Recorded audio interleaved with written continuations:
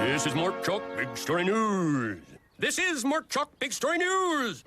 What do you think, Ron? Should I start it up around here? You're the award-winning journalist, Mort. You figure it out. Well, the old man is finally back, safe and sound. All we gotta do now is bolt the big guy down to the pedestal. Jerry, the bolts, please. Criminy! I left him in the van by my lunchbox. Speaking of lunchboxes, ain't it about time for a bite? What about bolting down old Thad? Ah, he ain't going nowhere.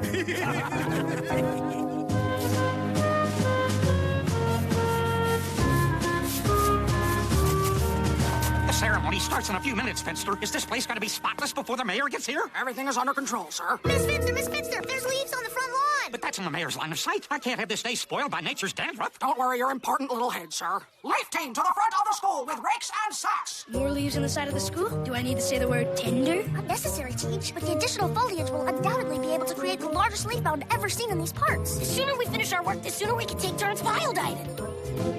Not that I don't love leaves, but what's going on today anyway? The town's abuzz because the 60-year-old statue of Thaddeus T. Third III has been returned to its rightful place in front of the school that bears his name. Gee, I don't remember any statue ever being out here. That's because it's been overseas for 8 years getting shined in.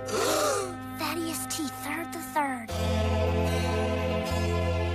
He's so regal. His chiseled features seem to say, I'm an important fellow. Not to me, Mikey. To me, they say, hop on, Jasper, I'm built for climbing.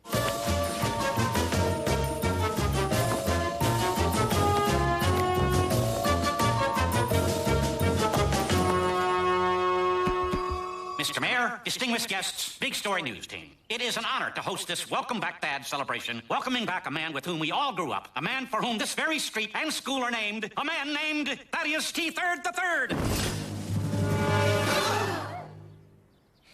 How you doing, folks? He's going over! Bail!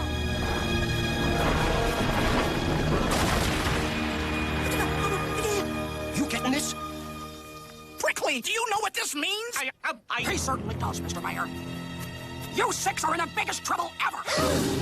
The entire town, including this reporter, is outraged over this senseless act of destruction aimed at a statue we all grew up with and held so very close in our chests. Acting decisively, Mayor Fitzhugh and the City Council will convene a secret meeting tomorrow to discuss a suitable punishment for those rapscallions who will e'er be known as the Destructive Six.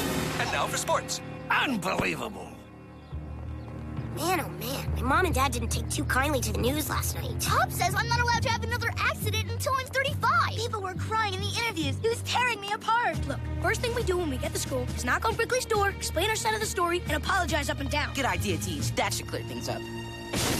Woohoo! Yeah! Poppin' Bobula! Randall just got first flop in our leaf pile. No window gazing for you six. Time to start your punishment. Now, I can make this difficult, or I can make this difficult. Miss Finster, ma'am, before detention, we would like to speak to Principal Prickly. Ha! For obvious political reasons, Principal Prickly can't afford to be seen with you. Now, follow me, vandals. Gee, Miss Finster, I don't know if I'd like being called a vandal. Well, maybe your new outfits will help you feel the part.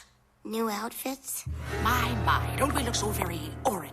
I trust the Destructive Six are feeling constructive today. Yeah, sure we do, Miss Finster. But when do we get to tell people how sorry we are about the accident? Enough back talk. Time to receive your new tools.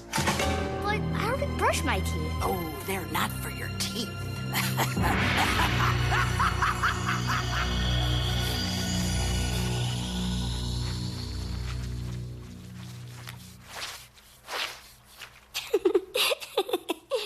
Well, my section of the floor has no cavities. I believe my section will need a tartar control detergent. No talking! I want you kids busy and miserable. Day 3.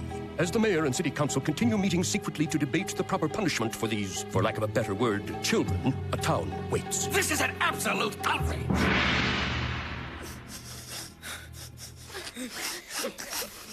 It's hard to tell where the onion crying stops and the loss of a carefree childhood crying begins. It's gonna be okay, Mikey. What are you talking about, Brains? We're in the biggest trouble ever. I'm perfectly aware our situation is hopeless, Vince. I was merely trying to console Mikey. Guys, we've got to stick together. The adults are already doing enough to punish us. We shouldn't punish each other. They couldn't pull this on a